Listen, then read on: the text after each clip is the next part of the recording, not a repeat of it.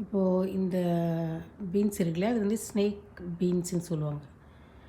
இது வந்து நம்ம ஒரு கொடி வந்து நமக்கு பத்தாது. ஒரு 4, 5 கொடி இருக்கணும். அப்போ தான் சரிப்பட்டு வரும். ஏன்னா அதில் காய்க்குது, ஆனால் கொஞ்சம் தான் காய்க்குது. இங்கே பாருங்கள்.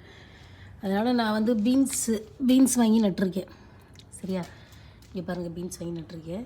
இதில் பின்னு போட்டிருக்கேன் பாருங்கள். இது மேலே மண் போடணும். இங்கே பாருங்கள், நம்ம கம்போஸ்ட் பின்னு செய்ய நம்மளால அது முடியல. கரப்பாம்பூச்சி வருதுங்க பாருங்கள். இதை வந்து மண்ணை போட்டு மூடிடுவேன். சில பொருளை போட்டு கெட்டு போன பழம் அதெல்லாம் போடுறது. இந்த மாதிரி பெரிய ஓட்டை இருக்கணும். நல்லா கவனிங்க. இந்த மாதிரி பெரிய ஓட்டை இருந்தால் தான் மண்புழு வந்து உள்ளே வந்து சாப்பிடும்.